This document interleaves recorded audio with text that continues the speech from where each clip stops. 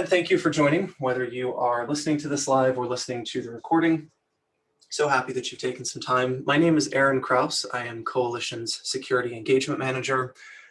And today we're going to be looking at some security buzzwords, trying to figure out whether these things represent valuable technologies or if it's just empty hype, if it's something that you should probably not focus too much attention on when you're building out your cybersecurity program. By way of administration, we are using Zoom for this webinar. Just in case you're not familiar, down in the bottom of the Zoom window, you'll see a toolbar that has a couple of options. If you have a question, you can use the chat function. I do have that open and can see those chats as they come in. We also have a Q&A function. So if you want to raise a question, feel free to use either one of those. Although we do have dedicated time at the end for questions, I will also stop if there's a question that's relevant to something that we're talking about at the time. So no need to hold your questions to the end. Feel free to put them out there whenever you think of them. If it makes sense, we'll stop and talk about it. If not, we'll address it during the Q&A.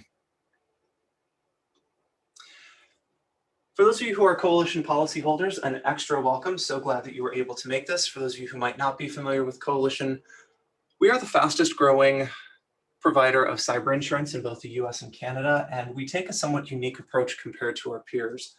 We're not just focused on insurance, which is risk transference. We really like to focus on holistic cyber risk management, not just helping you out if you have a security incident, but if we can, helping you to prevent a security incident with our proactive security platform and monitoring tools. If you've had a cyber incident, that's obviously a bad day for your business. Anything that we can do to avoid that is what we're going to try to do.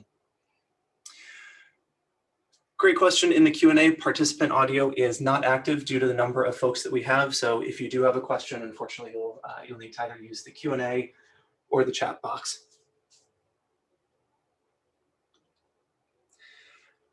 So that's a little bit about who we are as Coalition. Stuff that we're going to cover today. We're going to build a framework first, look at hype, reality versus value. This is not to disparage anyone in marketing. I love marketing folks. I also like to make sure that I understand what I'm getting, and I like to manage expectations and set them realistically. So sometimes it's a matter of separating what is hype or marketing fluff from what is the reality and what is the value that I'm actually going to get out of a technology. And then we're going to look at the ABCs as we'll talk about some key technologies that are very buzzwordy, that are very hyped at the moment, figure out what the reality is behind those. Sadly, we will not actually be playing bingo, but I do encourage you to follow along as you're listening. And if by the end of the presentation you have not thought of enough buzzwords that you've heard or seen in marketing materials or pitches to fill a bingo card, I would actually be quite surprised. So what are the buzzwords? What is the hype? Some of these you might be familiar with, and I've got some examples here. Artificial intelligence and machine learning, often known as AI, ML. The hype around those is that these algorithms are always going to be better than humans. We may jokingly say that the robots are coming for our jobs.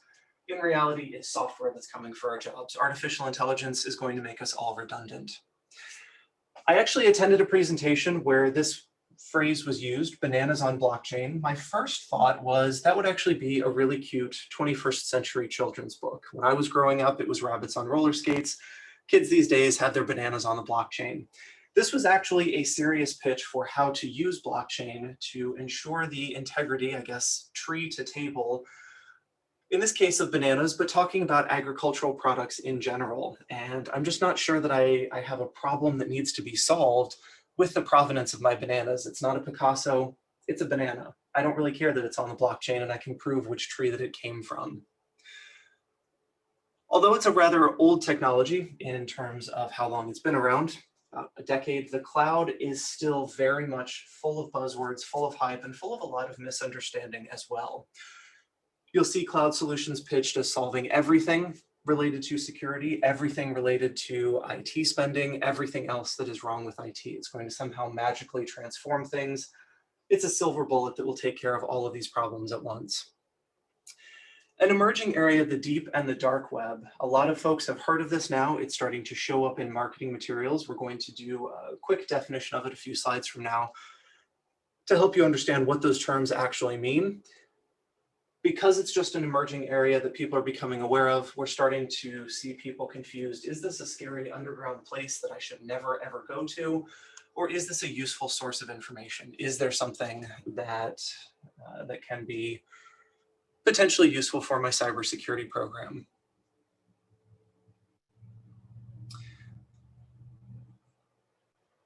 See a question in here. The slides available to print, they will be available to you after the presentation. There will also be a recording sent out as well in case you'd like to share this.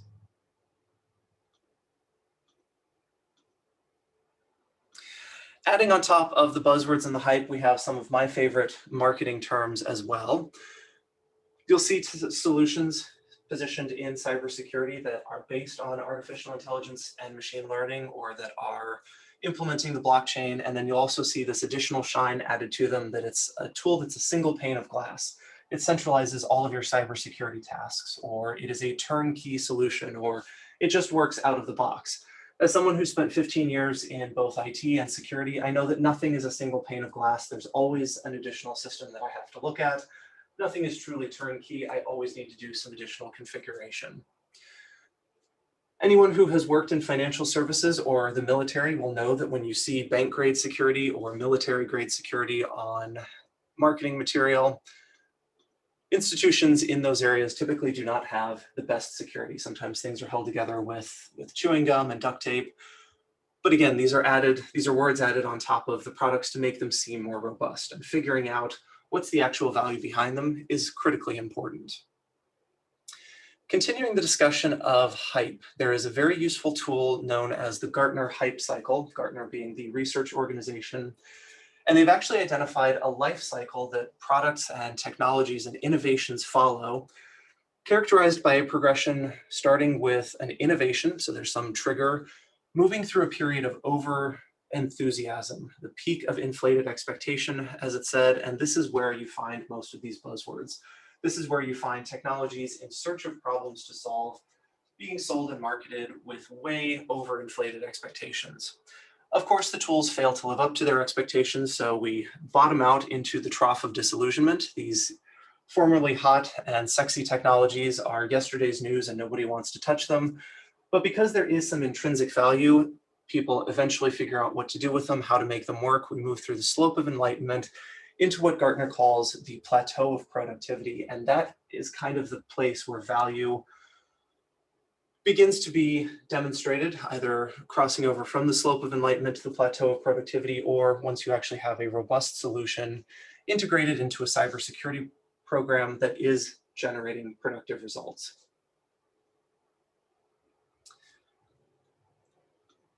So we're going to take a look now at the ABCs. I am terrible at following directions, so although I started off with ABC, I had to add a fourth one here. Already have some plans looking further down into the alphabet as well, helping you figure out for these particular buzzwords, these ABCD buzzwords, are they valuable enough? Have we hit that period of productivity? Have we figured out how to get value out of the tools, or are we still in a stage where we have overhyped expectations? We're going to cover 4: AI, ML, blockchain, cloud, and the deep and dark web. I'd actually like to give a shout out here to a previous webinar attendee who reached out to us with a question. A couple of folks have asked, will we be sending out recordings or copies of the slides? We will follow up with an email. Previous attendee actually followed up to that email with a question about the impact of blockchain on cybersecurity, and it was a really fascinating thought exercise for me. Based on the response that I gave there, as well as some additional thinking that I did, I was like, hey, I think there's actually enough content here for a webinar. So thank you so much for being an engaged audience. We're going to cover each of those ABCs. We're going to talk about what the things actually do, as well as how or if they can help you improve your cybersecurity. So again, peeking behind the buzzwords, figuring out how to decouple the hype and identify if there's any value here.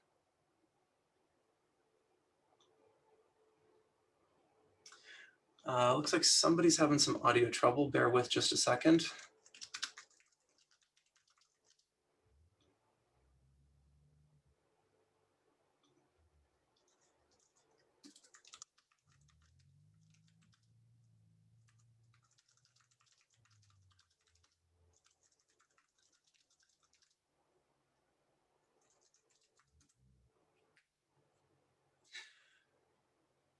Cool, a little bit of troubleshooting taken care of there. Our first buzzword, artificial intelligence and machine learning. This is the machines coming for our jobs, the robot overlords that we all know and love. If you believe the hype, artificial intelligence, the best example I can think of is the Star Trek computer. It is a truly intelligent artificial brain, which can not only understand natural human language, so you speak to the computer, but it basically seems to have an answer for everything. It can do anything and everything.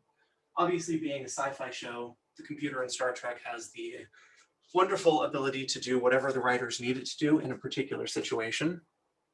But if you believe some of the marketing materials around AI-based solutions, these tools also have that level of capability.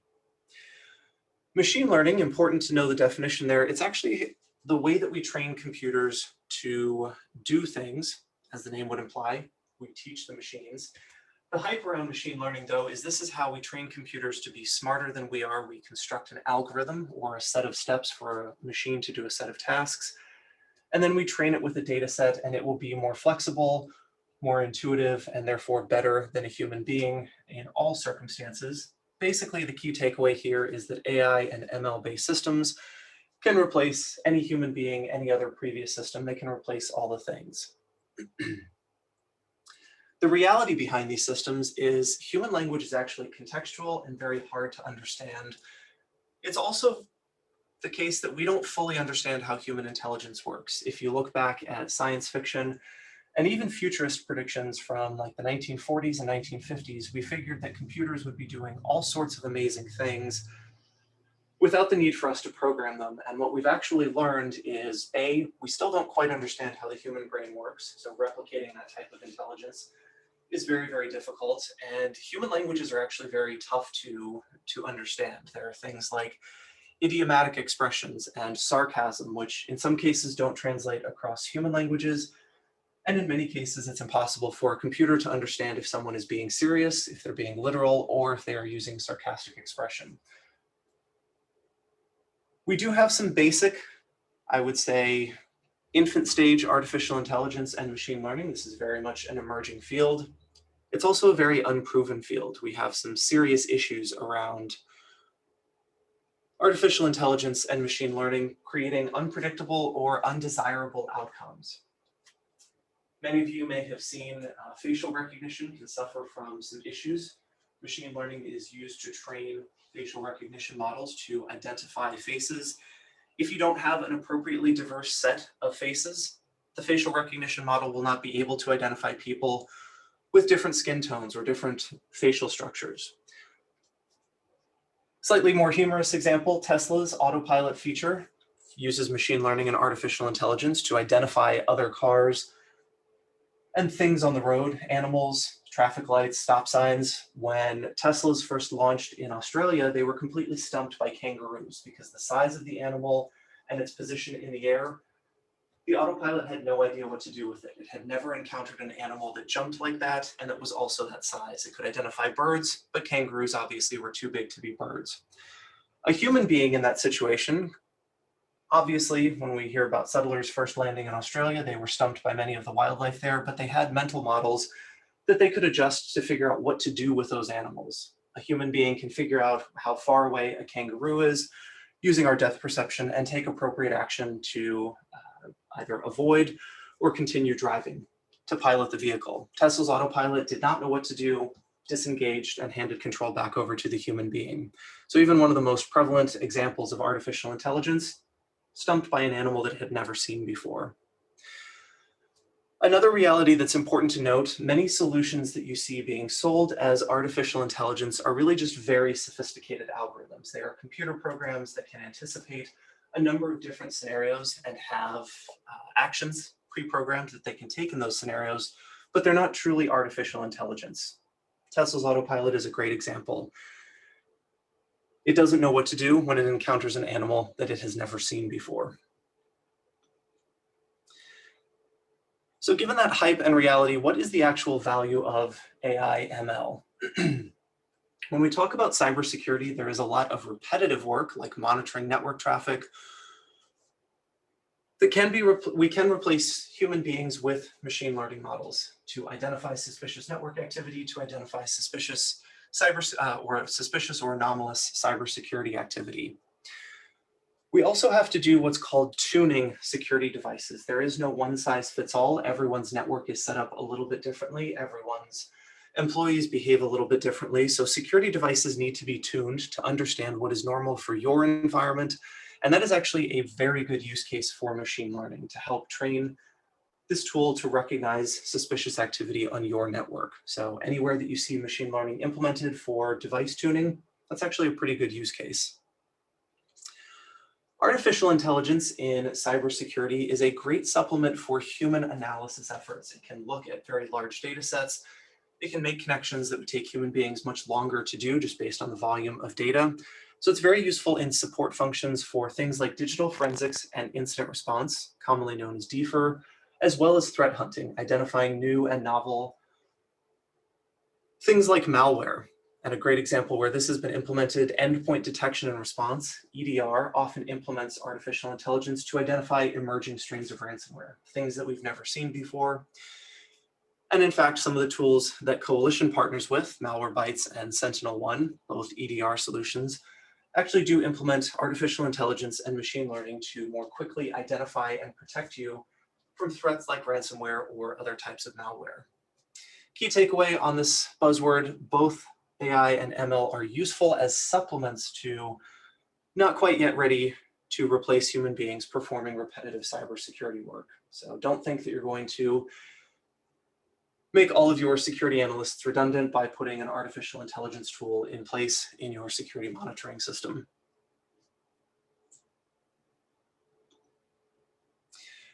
Moving on to the blockchain. The hype behind the blockchain is that everything is going to be on the blockchain at some point. It's going to solve all of our problems. And because the blockchain is this trusted, secure ledger, it will remove all human fallibility from all potential situations. We will never again fall victim to someone acting maliciously or making a mistake.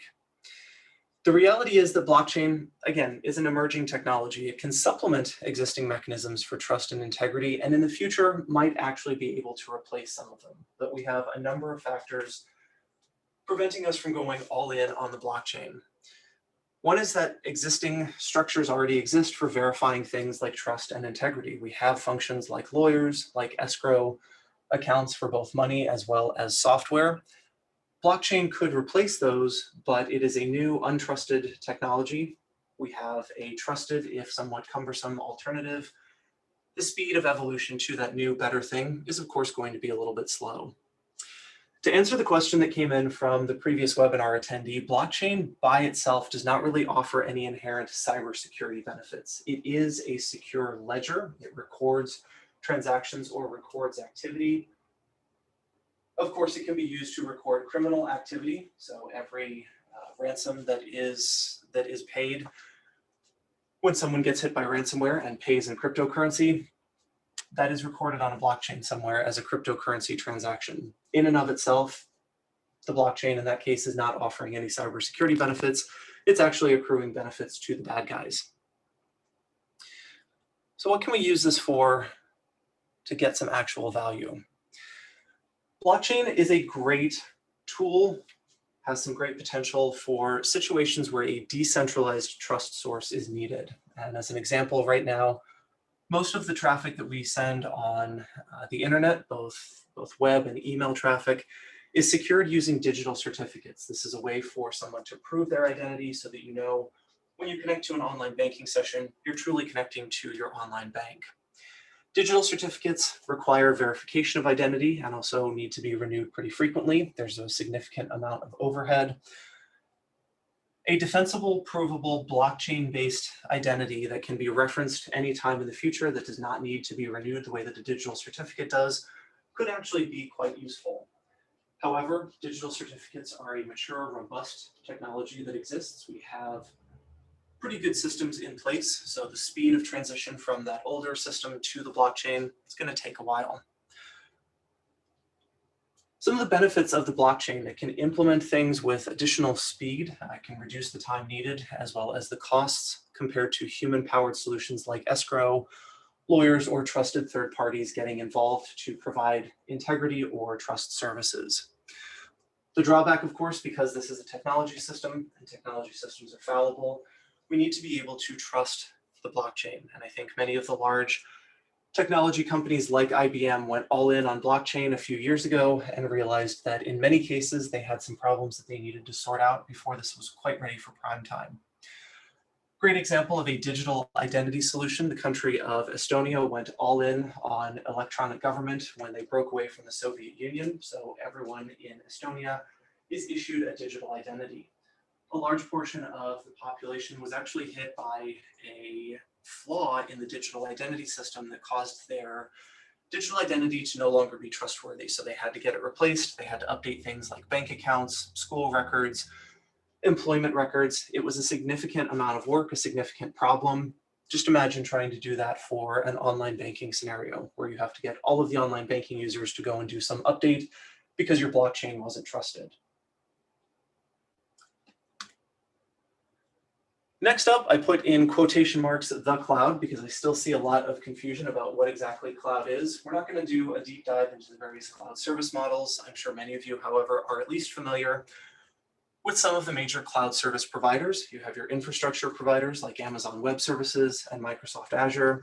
And then, of course, popular cloud software service providers, companies like Salesforce. If you believe the hype on these cloud services, migrating to the cloud will cut basically all of your IT and personnel costs. That will make all of your security magically better. It can even cut belly fat, slice, dice, and julienne potatoes. Basically anything that you can imagine, the cloud can do it for you. I've also put in bold here because I'm going to reinforce this. I have heard from C-level executives, people who ought to know better, that because the cloud is secure, anything that you put in or on the cloud is also secure. Connecting that to the bolded, italicized point here under the reality section, there are, in fact, insecure cloud configurations. We have heard of data breaches where insecure cloud storage was the underlying cause of the data breach. A large set of records, a large set of sensitive data belonging to a company or belonging to a company's customers is placed into cloud storage that is publicly accessible. Anybody in the world with an internet connection can see and browse that data. Just because it's in the cloud does not mean it's secure. It is possible to migrate to a cloud configuration or a cloud computing environment that is less secure than your traditional IT environment. Another reality of the cloud, speaking to its ability to cut costs, cloud can actually amplify shadow IT.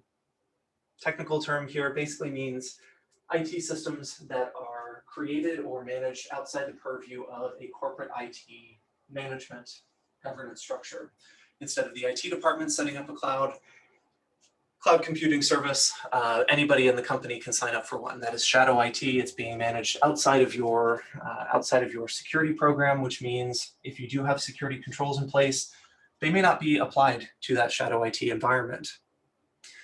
Cloud migration can also increase costs. You lose gating mechanisms, the ability to approve or deny transactions, like capital expenditure approvals. If you're going to build a data center and buy servers to put in it, that has to go through a formal review process in most organizations due to the cost involved. Slapping down a credit card to pay $10 a month for a cloud service, most people in the company who have a credit card can do that without raising suspicion. The problem is a lot more of them have the ability to do that than there are people who could, let's say, put together a budget proposal for building a new data center. So how do we get value out of the cloud? Well, obviously it's been around for over a decade. It has become a very mature technology. Companies are, of course, recognizing value from the cloud. So I want to be clear, I'm not in any way knocking it. One thing that cloud services can do, they can shift your IT spending from what's known as capital expenditures, things that you have to build and maintain over a long period of time, to operating expenditures, basically things that you pay for as a service. From a financial standpoint, that's actually very beneficial.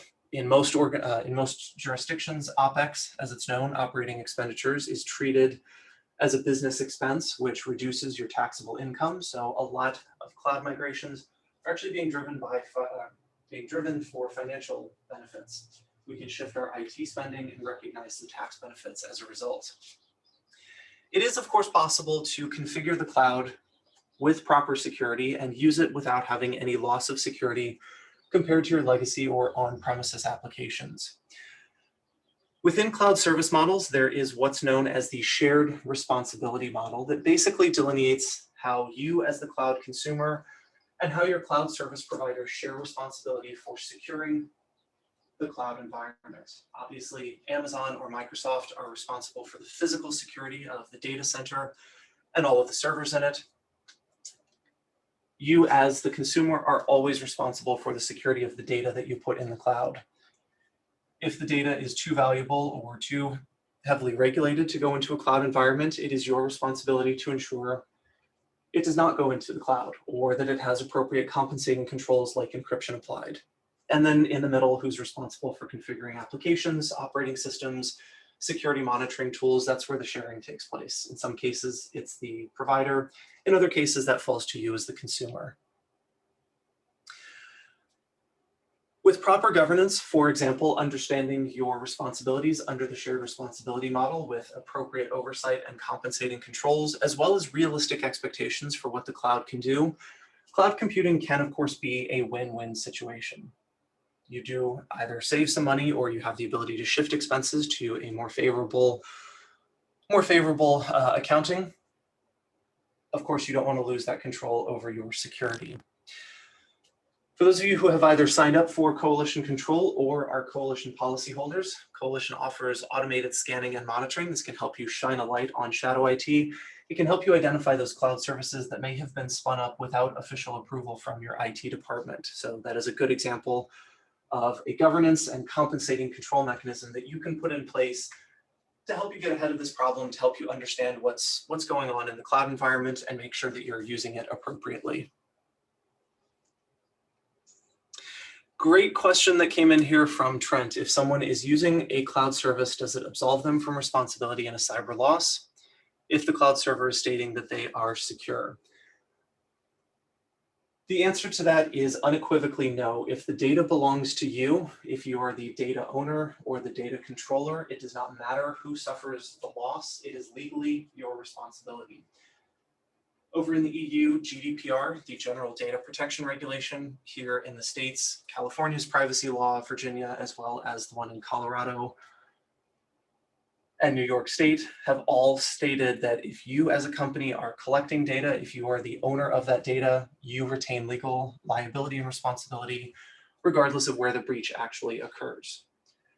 From a financial impact, you may be able to make a claim against your cloud provider's insurance if they were obviously negligent. But from a security standpoint, you will always have that responsibility. You cannot outsource your way out of this responsibility.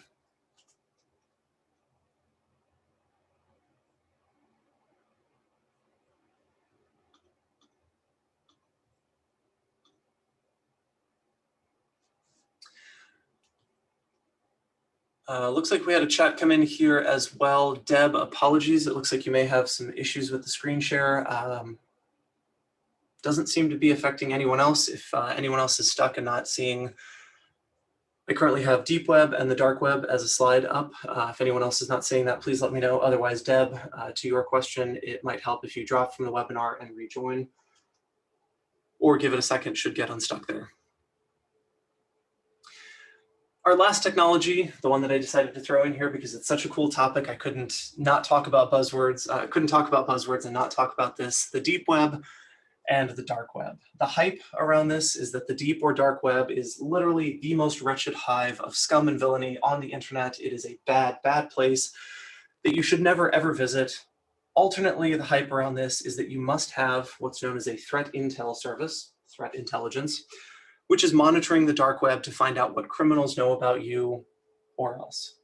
So it's either something to completely avoid or something that you can't live without, depending on whose marketing pitch you believe. In reality, there's a fine line between intelligence and useful information and what's commonly known as FUD, fear, uncertainty, and doubt. I think it's helpful here to start with a definition. The deep web, actually not a scary place at all. This is simply internet sites which cannot be indexed by a search engine. They are not searchable. In many cases, it's content that is hidden behind a login. So totally legitimate services like your online banking, like academic journals, like social media that is set to private, that cannot be indexed by a search engine, that does not show up when you go to Google. Type in Bank of America, you should not be able to see my banking details. This is actually the way that things should work. It is a totally legit above board service. The dark web, by contrast, does require special knowledge and access methods. These are things that do not exist on the normal internet. Of course, they are also not searchable by normal internet tools like the Google search engine. You need special access tools and methods, things like being on the Tor network, in order to reach dark websites. You may also need invitations to some of these places. You may have to prove credentials, either as a hacker, as a criminal of some sort, as a drug trafficker, or even worse, a human trafficker, in order to gain access to these kinds of sites. And I don't want to downplay the dark web at all. There is genuinely terrible stuff out there. There is criminal activity. There is illegal drug activity. There is exploitation of people and companies that exists out there. It is a pretty dicey place. So with all of that in mind, how or can you get any value out of this? The reality is, if you see a marketing pitch for a deep web monitoring service, that's pretty much marketing fluff. There's really nothing of value on the deep web for most companies to be monitoring. It would be pretty invasive for you to be logging into everyone's online banking accounts. I can't imagine that there's much value in you getting access to every academic journal that's ever published behind a paywall. The dark web, however, does have useful threat intelligence. You can, for example, see what criminals know about you. You can see what data sets have been breached and sold. Information is often stolen from companies and put up for sale on the dark web. When we talk about data breaches that involve usernames and passwords, those show up for sale on the dark web as well. So knowing what information is out there could, of course, be useful. I would caution, however, making sure that you have the basics in place, making sure you're checking boxes for cyber hygiene basics, like having a password manager and good password management practices or security awareness training. Those are actually going to be more impactful. The reason being, these are preventative tools. By the time data has been breached and is up for sale on the dark web, and your threat intel service tells you about that, guess what? You've already lost control of that data. It is already out in the wild for sale. Putting things in place like multi-factor authentication or strong passwords that people don't reuse across sites is going to cut down on the ability of attackers to get access to that data in the first place. And I'll once again point to Coalition's automated scanning and monitoring tools, which do provide dark web scanning, looking for information like breached user accounts and showing that to you as part of your Coalition policy or part of your paid Coalition control account. So if you're looking at some of these services, want to see what that looks like, you can actually take a look and see what dark web threat intel looks like.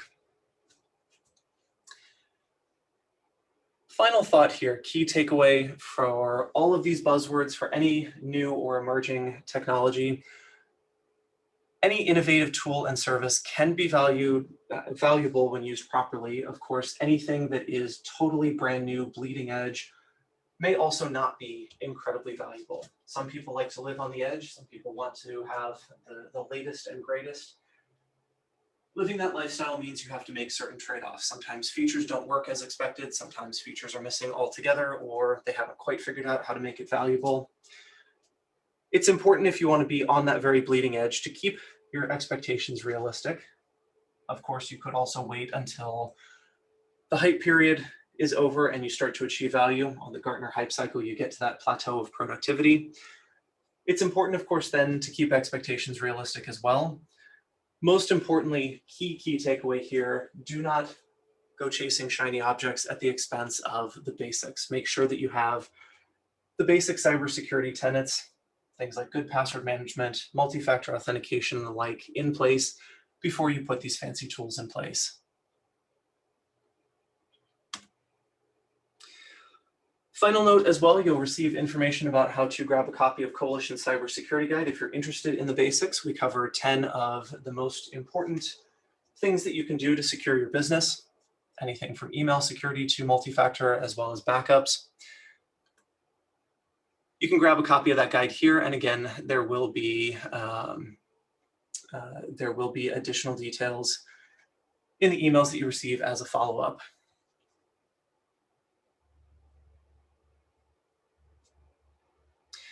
See, a couple of questions have already come in here.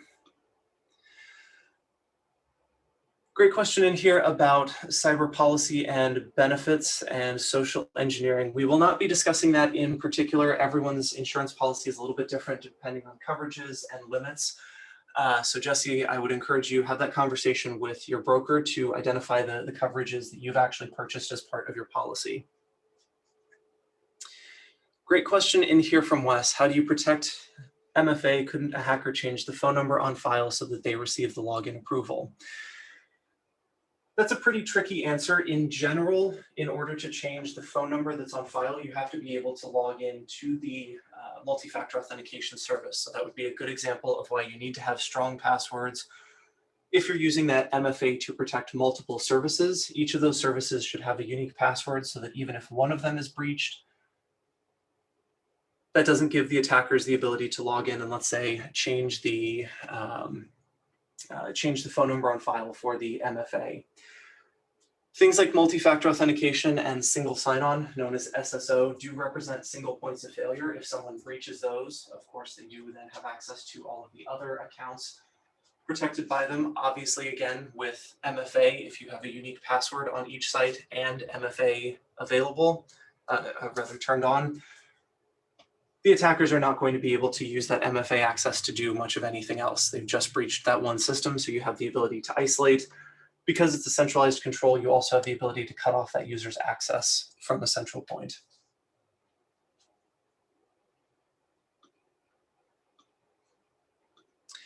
Question in here from Stephen. Great. How do policyholders get access to the coalition scanner? A couple of ways that you can do that. You can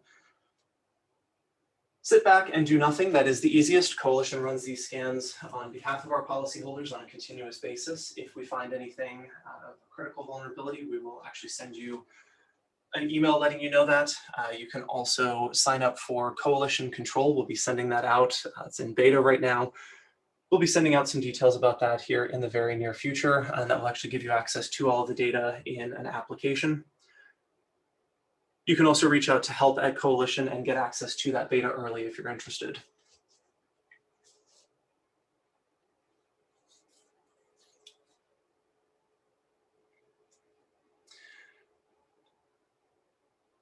Got a couple other questions in here from Shannon. Does the loss of business income, would that be covered under cyber policy? Shannon, same answer that I gave previously in terms of coverages, endorsements, or limits. Obviously, each policy is a little bit different. In general, loss of business income, known as business interruption, is covered. Figuring out exactly what your policy covers, I would encourage you to have that conversation with your broker. Robert, great suggestion there. We actually have some stuff that I can't talk about yet on the Coalition risk report, as you called it, but definitely how to read it, details on what's included in there. I would say watch this space. We're going to be making some pretty significant updates there.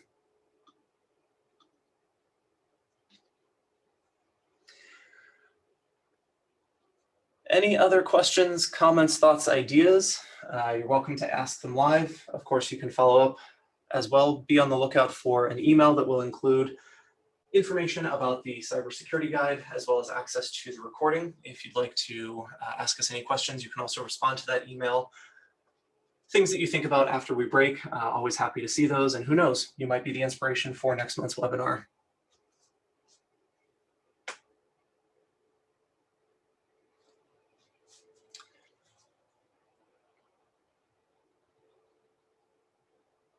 I do see a question in here, Colin.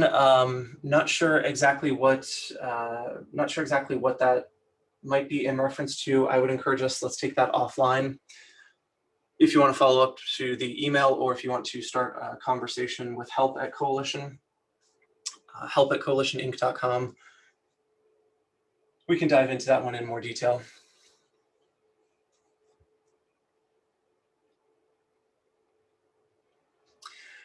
Great question in here, actually from an anonymous attendee. Does Coalition make its assessment service available to policyholders for vendors? The answer is yes. You will be able to use our automated scanning and monitoring to cover not only your domains, but also domains that might belong to vendors or service providers. Richard, I would ask you, can you follow up and define those terms? I think I recognize one of them, but want to make sure that I'm answering that question correctly.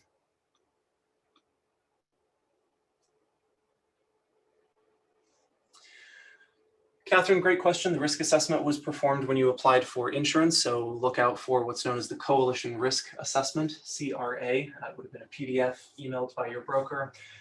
You can also access the Coalition Policyholder Dashboard and grab a copy of the risk assessment anytime you wish.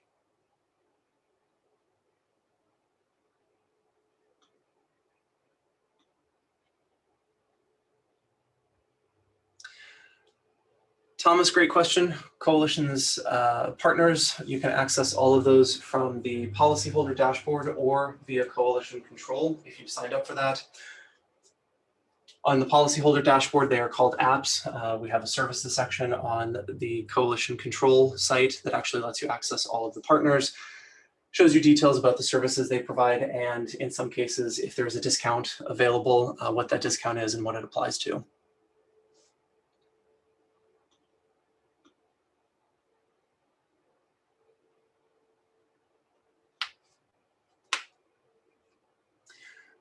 Richard, thank you. Security threat assessment. I recognize PIA from my time in government. We do not provide that as a service. We do have scan data available. So if you are looking at a threat assessment or any kind of outside-in type of look, you might be able to use the Coalition Risk Assessment. We do have some recommended service providers who can provide things like consulting services. I would recommend follow up via the email, and we can get you that list as well as some contact info.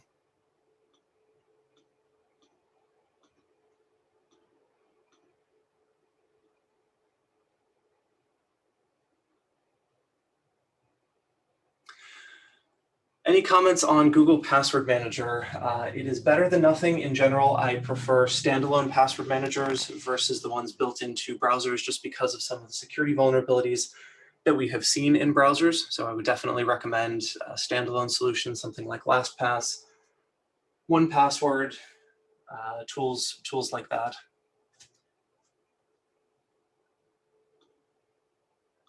Do we have tech policy templates for an organization? Great question. We do. Again, I encourage you to reach out to help@coalitioninc.com and we can get you a copy of that. You can also reply to the webinar email that we send out with the recording link if you'd like to, if you prefer to do it that way, and we would be happy to send that along. Matthew, great question. Phishing assessments not offered directly through Coalition, offered as one of our partner providers. If you log into the policyholder dashboard and go down to curricula, security training and awareness provider, as well as phishing assessment, you can run a phishing test on your organization.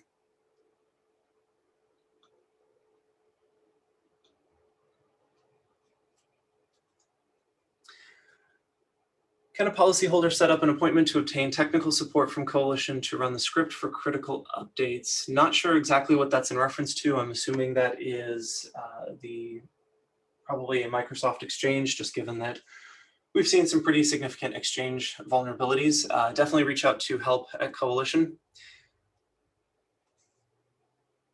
If you would like to set that up, we can get you routed to the right person.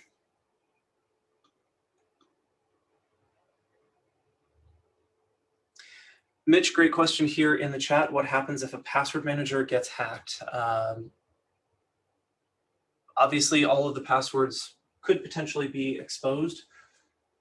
From a technical standpoint, it would be very, very difficult. These are tools that were built specifically by security professionals, all of which have undergone significant audits to identify security weaknesses. Of course, nothing is infallible. There's also been a great deal of architectural consideration to basically contain the damage if one of these password managers were to be hacked. So for example, if LastPass's corporate offices are hacked, that does not automatically give access to anything sensitive that people have stored in LastPass.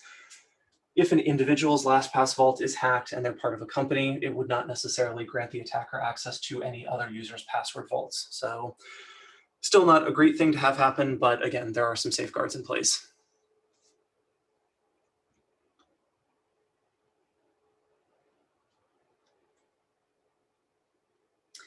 Quentin, great question. Partner solutions, in many cases, there are discounts available if you have access to the current policyholder dashboard, or if you have signed up for Coalition Control, you can actually see what the discount is on each of the services. It varies by service provider, as well as which of their tools that you use.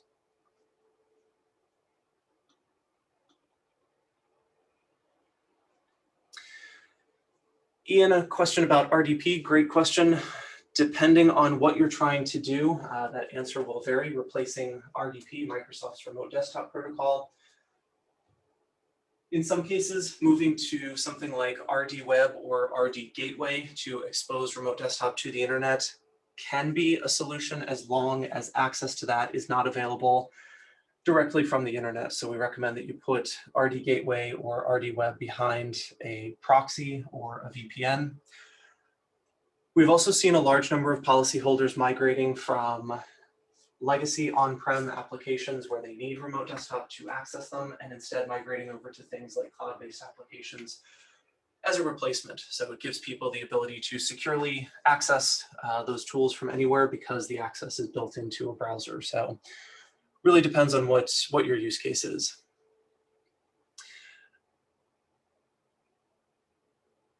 Two final questions, because we are at time here. From an anonymous attendee, do we have a list of cybersecurity best practices? We absolutely do. It's that cybersecurity guide that we mentioned. So feel free to grab a copy of that. We'll also include instructions on where to find it in the follow-up email. And then final question from Chris, quantum computing will affect the cybersecurity landscape. I think there are some interesting things around encryption that quantum computing might be able to help us with. Of course, no one yet has a functional, truly quantum computer, so I'm taking a wait and see approach on that one. In general, I think it will make encryption significantly better